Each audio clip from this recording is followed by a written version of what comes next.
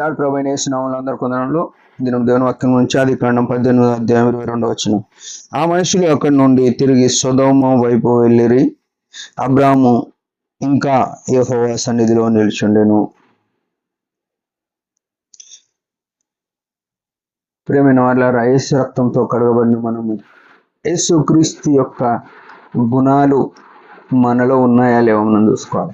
యేసు ప్రభు ఈ దైవమైన తండ్రి కుమార పరిశుద్ధాత్మ ఏకత్వమైన ఈ దేవుడు ఆయన ఈ లోకంలో ఉన్న 33 సంవత్సరాల జీవితంలో ఆయన ప్రార్థన చేసినాడు అని రాయబడ్డది చాలాసార్లు. చాలా రాత్రిగా ఉన్నప్పుడు పెందలక్కడ లేచి ఆ రాత్రి ప్రార్థనలో గడిపాను అని ప్రతి అడుగు కూడా ప్రార్థన చేస్తూ వచ్చినాడు. ఇక్కడ చూస్తే అబ్రాహాము కూడా ఏం చేస్తున్నాడంటే యెహోవా సన్నిధిలో దేవుడు మాట్లాడాల్సినవి మాట్లాడేసినాడు, చెప్పాల్సినవి చెప్పేసినాడు. సొదొమ విషయం కూడా చెప్పినాడు, తన పిల్లల విషయం కూడా చెప్పినాడు. అన్ని మాట్లాడిన తర్వాత వెళ్ళిపోదాం అనుకుంటున్నాడు దేవుడు. ఆయన పరమునకు ఆహ్వానమయ్యే ఆ తరుణంలో అబ్రాహాం ఏం చేస్తున్నాడంటే వెళ్ళిపోలేదు, ఇంకా యెహోవా సన్నిధిలో నిలిచిండు. ఈ మాట ఎంతో శ్రేష్టమే. అంటే మన స్థితి ఎట్లుందో మనం ఈ మాట, ఈ ఒక్క మాట ఇంకా యెహోవా సన్నిధిలో నిలిచుండెను అనే మాట మనం చూసుకోవాల్సిన వారమైన.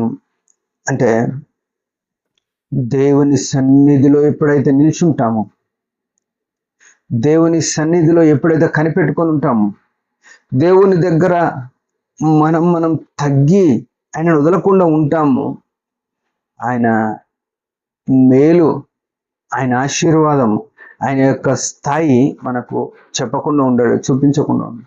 ఇక్కడ లోతు విషయంలో ప్రార్థన చేసి గొప్ప ప్రమాదం నుంచి తన వారిని బయటకు తీసుకొచ్చి రాగలిగింది ఏంటంటే ఈ అబ్రహాము ఇంకా దేవుని సన్నిధి.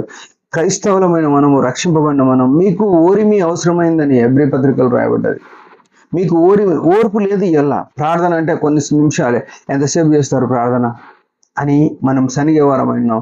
భక్సింగ్ గారు సావాసంలో 7 రకాల ప్రార్థనలు, వ్యక్తిగత, కుటుంబ, సంఘ, అర్ధరాత్రి ప్రార్థన, గొలుసు ప్రార్థన, ఇంకా ఉపవాస ప్రార్థన, ఇట్లా 7 రకాల ప్రార్థనలు. ఇట్లాంటి ప్రార్థనలు లేకపోతే సంఘం ఎప్పుడో చిన్న భిన్నమవుతుండే. ఈ ప్రార్థన అనేది ఏం చేస్తుందంటే సంఘాన్ని కట్టేదిగా ఉంది. యేసు ప్రభువే మనకు రోల్ మోడల్ కదా. ఆయన్నే ప్రార్థన చేసి ఈ లోకంలో ఉంటే మనం ప్రార్థన చేయకుండా ఈ లోకంలో ఎట్లా బతకగలుగుతాం? ఆయన దినమంతా పరిచర్య గురించి ఆయన ప్రార్థన చేసినాడు. మనం దినమన్ని అడుగుల గురించి ప్రార్థన చేయాలి, మన పనుల గురించి ప్రార్థన చేయాలి, మన చుట్టూన్న వారి గురించి ప్రార్థన చేయాలి. తిమోతి పత్రికలు అంటాడు, మీరు సుఖముగా ఉన్నట్లు రాజుల గురించి ప్రార్థన చేయమని ఉన్నది. ఎంతమంది రాజకీయ నాయకుల గురించి ప్రార్థన చేస్తున్నాం. వాళ్ళు దేశాన్ని, ఈనాడున్న రాజకీయ నాయకులు దేశాన్ని తినేస్తున్నారు. ఎవరి కోసమో తెలుస్తలేదు. పిల్లలు తిన్నా, తరాలు తిన్నా తరగని ఆస్తులు సంపాదించుకుంటున్నారు. పేదోడు ఇంకా పేదోడు అనుకుంటున్నాడు. దానికి కారణం ఏంటంటే ఒక క్రైస్తవుడు ప్రార్థన చేయకపోవడమే. మనం చేతులు బిసుకుంటుంటాం న్యూస్ని, అబ్బో ఇట్లా అయింది, ఇట్లా చేసిండు, వాడు అట్లా చేసిండు అని ఇట్లా చేతులు బిసుకుంటాం. బైబిల్ ఏం చెప్తుంది? నువ్వు ప్రార్థన చేయన్నాడు. అబ్రాహాం ఇంకా ప్రార్థన చేస్తూ వచ్చినాడు, ఇంకా నిలబడుతూ వచ్చినాడు. మనం ఎక్కడైనా దేవుని సన్నిధిలో ఇంకోసేపు ప్రార్థన చేస్తా, ఇంకొంతసేపు ప్రార్థన చేస్తా అని అనుకుంటున్నామా? ఎప్పుడు ముగిస్తామని అంటే వెళ్ళిపోయి బయట జరసేపు ఫోన్ వాట్సాప్ చేయవచ్చు, ఎక్కడో స్నేహితులతో మీటింగ్లు పెట్టుకోవచ్చు అని అనుకుంటున్నాము. మనం, నేనైనా మీరైనా ఎవరమైనా ఎటువంటి బలహీనతలో ఉన్నాం. ప్రియమైన వాళ్ళారా, వాటి నుంచి విడిపించబడి అబ్రాహాం వలె దేవుని సన్నిధిలో నిలకడగా ఉందాం. దేవుని వలన మేలు, ఆశీర్వాదం, సమృద్ధి, దీవెనలు పొందాలంటే ఓపిక అవసరమైంది. దేవుడి మాట దించిన చిన్న ప్రార్థన. పరమ తండ్రి యేసు ప్రభు నామమున మా జీవితాల్లో అబ్రహాం వలె చాలా విషయాలు లేము, ఇంకా నీ సన్నిధిలో ఉండటం కృపని బలపరచమని యేసు నామములో ప్రార్థిస్తున్నాం తండ్రి. ఆమేన్. మీరందరి పరిచయం గురించి భారంగా ప్రార్థన చేయండి. Praise the lord.